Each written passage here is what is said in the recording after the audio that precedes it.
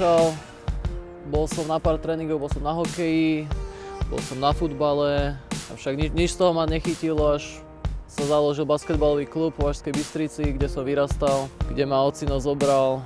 On amatérsky hrával basketbal, takže som k tomu mal celkom blízko.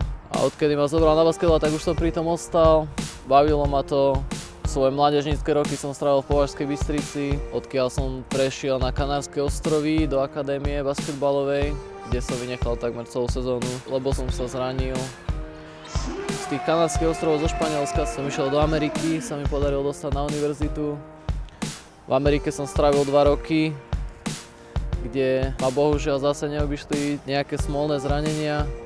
A potom som sa rozhodoval, či ostať v Amerike, alebo či sa vrátiť. Avšak nemal som na výber taký dobrý program, pre ktorý by sa mi oplatilo tam odstávať. Takže sme sa v podstate s agentom dohodli, že by bolo asi lepšie sa vrátiť.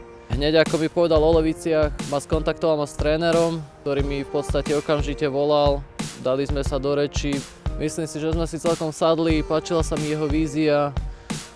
Takže ja som v podstate nemal nad čím rozmýšľať. Mne sa tento nápad páčil, prísť do Levíc. Levice mi dali šancu začať moju profesionálnu kariéru, za čo som veľmi vďačný a nemám čo vytknúť tomu. Ja si myslím, že to bola super príprava. Bola to perfektná skúsenosť, skvelý kolektív, výborný tréner, SBA pripravilo výborné podmienky, takže ja si myslím, že ja o tom môžem rozprávať iba samé plusy. Dalo mi to strašne veľa, viem na čom mám pracovať, na akej úrovni sa hrá basketbal v Európe. Bolo to super. V šatni je to super, máme super tímovú chémiu. To sme sa rozprávali aj s trénerom cez leto, že dáva si veľký pozor, keď si vyberá hráčov do tímu, aby nevznikali nejaké rozbroje znútra. Ja si myslím, že sa mu to perfektne podarilo. Myslím si, že sme si sadli, či už slovenskí hráči alebo zahraniční. Vytvorili sme dobrú partiu, takže to je super.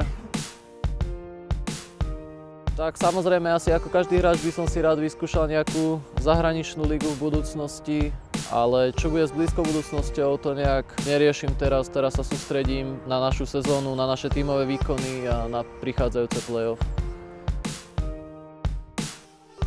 Tak tréner bol jeden z dôvodov, prečo som vlastne prišiel do Levíc. Je to mladý, ambiciózny tréner, ktorý bol úspešný v mládežníckych kategóriách v Slovensku.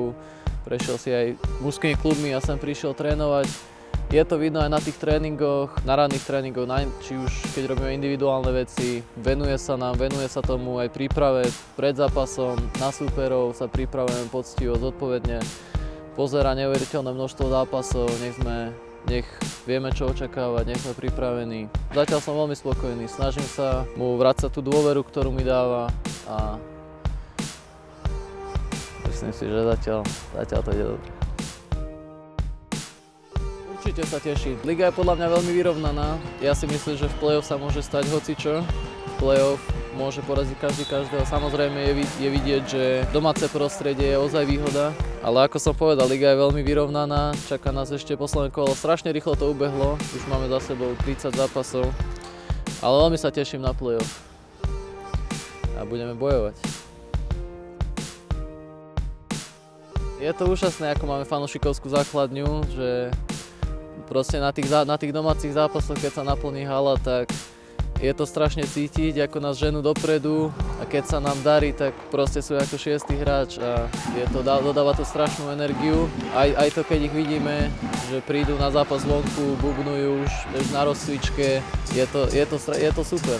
A čo by som chcel odkázať, no nech za nami stoja, aj keď sa nám náhodou nedarí, čo už oni robia, chodia na zápasy, aj keď sa nám nedarilo, nemali sme možno dobrý zápas, tak stále nás povzbudzovali, čo je super a teším sa. Dúfam, že naplníme halu na play-off na každý zápas a spravíme peklo každému súperovi, ktorý sem príde.